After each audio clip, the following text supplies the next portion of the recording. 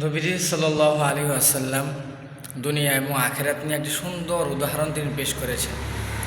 নবীজি সাল্লাল্লাহু আলাইহি ওয়াসাল্লাম হাদিসের মধ্যে থেকে আমরা জানতে পারি, তিনি বলেন যে সাহাবাদেরকে তিনি বলতেছেন, হে সাহাবারা, তোমাদের মধ্য থেকে যদি কোনো একজন সমুদ্রে যাওয়ার পরে ওই সমুদ্রের বিশাল পানির মধ্যে যদি তার হাত একটা আঙ্গুল চুবানো দেয়, ডুবায়, তারপরে হাতটা উঠালে ওই আঙ্গুলের মধ্যে যতটুকু পানি লেগে থাকবে ততটুকুই হচ্ছে পুরা দুনিয়া,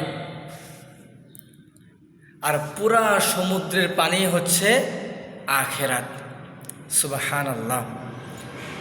তো আখেরাত অনেক বিশাল, কিন্তু আজ আমরা মুসলমানরা অধিকাংশই সামান্য দুনিয়া নিয়ে মারামারি, হানাহানি, মানে মূল কথা দুনিয়া নিয়ে আমরা পড়ে আছি। আমাদের আখেরাতের চিন্তা ভাবনা, আমল, আখলাক কিচ্ছু নাই। আল্লাহ পাক রব্বুল আলামিন আমাদের সকলকে দুনিয়া এবং আখেরাতে উভয় জাহানে যেন আমরা কামিয়াবি হাসিল করতে পারি, আল্লাহ তাআলা আমাদের তৌফিক দান করুক। আমিন। আসসালামু আলাইকুম ওয়া রাহমাতুল্লাহ।